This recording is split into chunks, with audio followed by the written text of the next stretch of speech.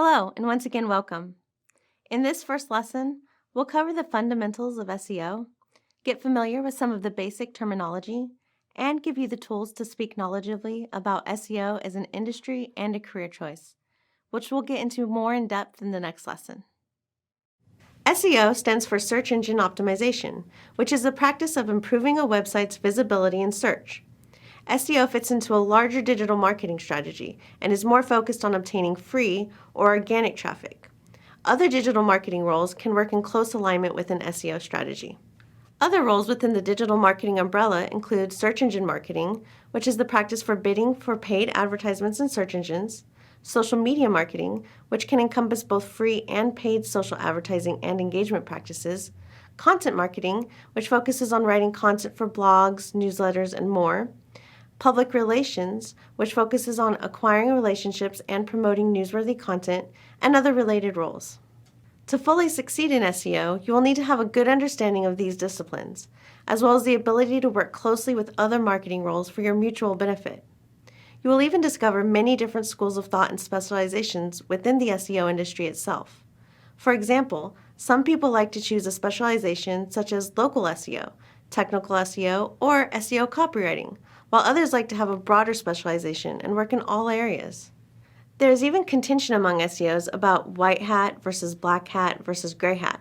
White hat SEOs follow search engine best practices laid out by Google and other search engines, while black hat SEOs tend to go against the grain and participate in what some might consider manipulative practices. Gray hats tend to be somewhere in the middle. Black hat SEOs tend to get hit by penalties more frequently and are known for a more churn and burn approach to SEO.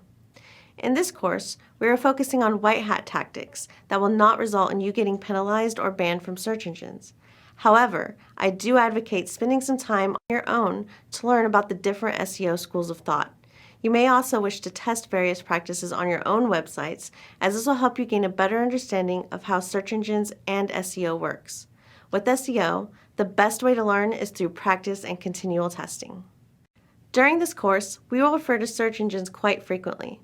The major search engines are Google, Yahoo, and Bing, though there are lesser-known search engines.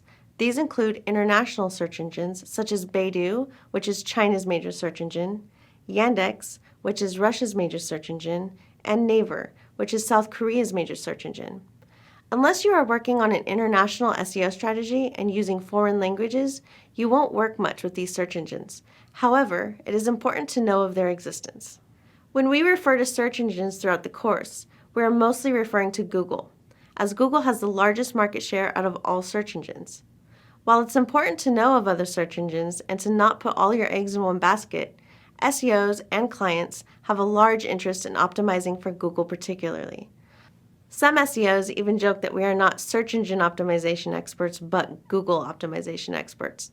This is because Google is the most widely used search engine and has the best market share. In addition, by optimizing for Google, you're following website best practices that will help your site rank better across the board. This is an example of a search page you'll see for the average search.